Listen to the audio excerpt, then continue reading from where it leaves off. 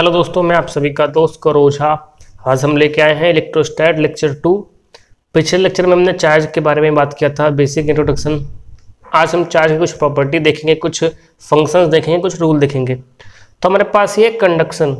Conduction का मतलब क्या होता है कि when two charge bodies are in contact and there is transfer of charge. Transfer of charge, तो ये कहने का मतलब क्या है, इसका कहने का मीन है, जैसे मान लीजिए हमारे पास एक बॉडी है, एक दूसरी बॉडी है हमारे पास। अब मैंने कहा कि ये जो आइडेंटिकल, मैं लेता हूं टू आइडेंटिकल। आइडेंटिकल मीन्स इनकी जो रेडियस है r1 is equal to r2, तो ये दोनों आपस में आइडेंटिकल है, सेम है। मैंने क्या किया, मैंने इनको चार्ज दिया Q1 और Q2। Q1 और Q2 मैंने दोनों को चार्ज दे दिया। सपोज ये हमारे पास है, ठीक है। Q1 इसको दिया, Q2 इसको दिया, सेम है, आइडेंटिकल है, तो इन पे चार्ज होगा वो इसके सरफेस पर इक्वली डिस्ट्रीब्यूट हो जाएगा, ठीक है। अब ये जो आपस में आगे कांटेक्ट में क्या हो गया, इनका कांटेक्ट हो गया, मैंने इनको एक साथ कांटेक्ट में ले आए। तो अब क्या होगा, जो इसका जो चार्ज ट्रांसफर होगा, चार्ज ट्रांसफर, तो चार्ज ट्रांसफर क्या होता है, when two charge bodies are in contact and there is transfer of charge. तो जब यहाँ पे चार्ज होता है, ठीक है। लेकिन अब बात करते हैं कि अब जिस हमने रिमूव कर दिया, व्हेन कांटेक्ट रिमूव, क्या सिनेरियो है कि सबसे पहले हमारे पास दो चार्ज बॉडीज थी, उनको हमने एक साथ टच करवाया कांटेक्ट में, फिर कुछ टाइम बाद हमने उसको जैसे टच करवा करके निकाल लिया, मतलब बाहर कर दिया। हमारे पास जो चार्ज ट्रांसफर होगा वो क्या होगा, चार्ज ट्रांसफर हमारे पास किस तरीके से होता है। तो पहले वाले में हमारे पास चार्ज क्या था, Q1 सपोज,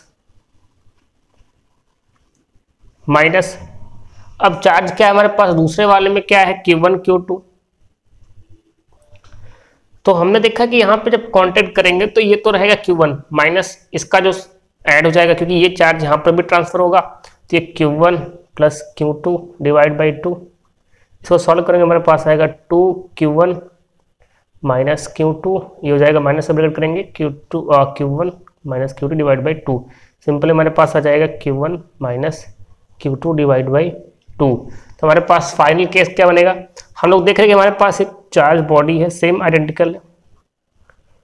अब हमने रिमूव कर दिया, तो हमारे पास रिमूव करने के बाद क्या बनेगा सिनेरियो, इसका जो चार्ज होगा, इसका चार्ज होगा, दोनों का रेशियो, मीन्स जो Q फाइनल आएगा हमारे पास Q1 plus Q2 divide by 2, और इसमें भी हमारे पास जो आएगा वो आएगा Q1 plus Q2 divide by 2। Means जो हमारे पास पहले चार्जेस थे Q1 और Q2, उनको टच करवाने पर और टच करवा करके बाहर ले जाने पर हमारे पास जो चार्ज का ट्रांसफर हुआ है वो इक्वली हो गया। यानी कि इन पे Q1 था, इन पे Q2 था, Q1 Q2 कुछ भी हो सकता है, लेकिन इस केस में क्या है, इसका half Q1 plus Q2 divide by 2, और इस केस में इसी का हाफ, मतलब एक चार्ज को हमने दो पार्ट में डिवाइड कर दिया। सपोज मान लीजिए यहाँ पे 3 था और यहाँ पे 2 था, हमने कांटेक्ट में किया तो 3 plus 2 divide by 2, 3 plus 2 divide by 2, यानी कि 2.5 और 2.5 कूलम्स यहाँ पर चार्ज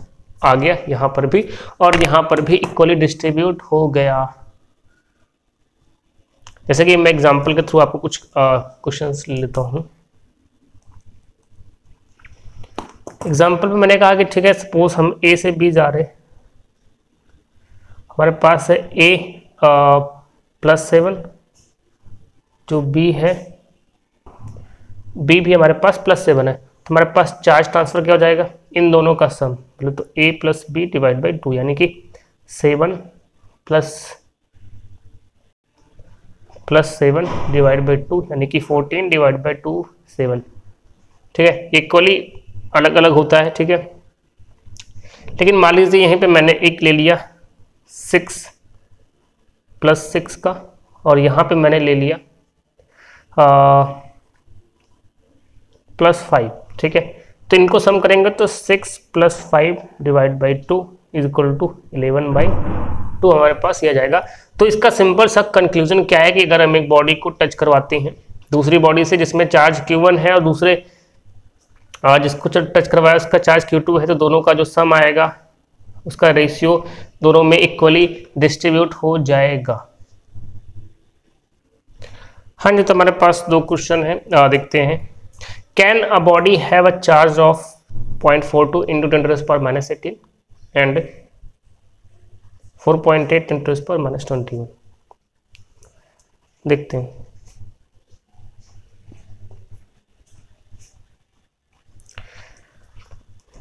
पहला वाला करते हैं। देखिए हमारे पास पता है कि किसी भी बॉडी पर how many electrons are transferred. Charge क्या होता है? चार्ज किसी पर बॉडी पर होता है how many electrons are transfer, कितने इलेक्ट्रॉन्स ट्रांसफर हुए किसी बॉडी पर वो हमारा चार्ज होता है। तो जैसे फॉर्मूला होता है Q is equal to NE, Q is equal to NE। क्यों आपके पास गिवन है, यहाँ पे कितना गिवन है? Q इज इक्वल टू आपके पास है 0.42 इंटू 10⁻18। N आपको निकालना है, E की वैल्यू आपको पता है, तो मैं लिख सकता हूँ N is equal to Q/E। क्यों कितना है आपके पास? 0.42 इंटू 10⁻18 डिवाइड बाई E। एक इलेक्ट्रॉन पर कितना चार्ज होता है? एक इलेक्ट्रॉन पर चार्ज होता है 1.6 इंटू 10⁻19। ठीक है, यहाँ से मैंने कट किया, पावर ये हो गया आपका, जाएगा 4.2 divide by 1.6 is equal to, अब इसको हम करेंगे सॉल्व, हमारे पास कितना आएगा 2.625। और ये वैल्यू क्या है? ये वैल्यू है फ्रैक्शन, और फ्रैक्शन जहां पे आ जाएगा वहां पे इतने इलेक्ट्रॉन्स हो ही नहीं सकते, मतलब electrons can not be fraction. तो इसका जो आंसर होगा वो होगा नॉट। क्या पूछा है? Can a body have a charge of no, किसी बॉडी पर इतने चार्ज नहीं हो सकते। बी ऑप्शन क्या है? बी ऑप्शन हमारे पास जो क्यू की वैल्यू गिवन है वो गिवन है 4.8 इंटू 10⁻21 कूलम्स। ठीक है, अब मैंने क्या किया, मैंने कहा कि भाई N इज इक्वल टू होता है Q/E। Q कितना है? 4.8 into 10⁻21 Coulomb's divide by electron का चार्ज 1.6 इंटू 10⁻19। इसको करेंगे तो हमारे पास आएगा 3 इंटू 10⁻2, और जिसको हम लिख सकते हैं 0.03 इलेक्ट्रॉन्स। क्या ये पॉसिबल है? नहीं। क्यों? क्योंकि इसमें भी फ्रैक्शन का पार्ट आ गया। अगर फ्रैक्शन है तो वो चार्ज जो है एग्जिस्ट करेगा ही नहीं, इलेक्ट्रॉन्स फ्रैक्शन में एग्जिस्ट नहीं करते। जैसे मान लीजिए मैंने कहा कि अगर Q is equal to if 4 into 10⁻18 है, then N is equal to क्या होगा? Q/E। Q आपके पास कितना है? 4.8 into 10⁻18 divide by electron 1.6 into 10⁻19। ये आपका कैंसिल हो जाएगा, आपके पास कितना बचेगा?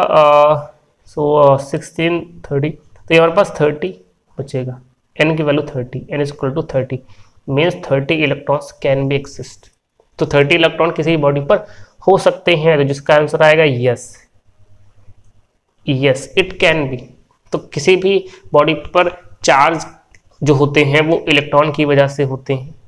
अगर किसी बॉडी पर हम चार्ज को मेजर करते हैं, नंबर ऑफ चार्ज, तो नंबर ऑफ इलेक्ट्रॉन्स मेजर कर लीजिए, चार्ज पता लग जाएगा। तो ये हमारे पास था लेक्चर नंबर 2। आई होप आपको समझ में आया होगा। Thank you.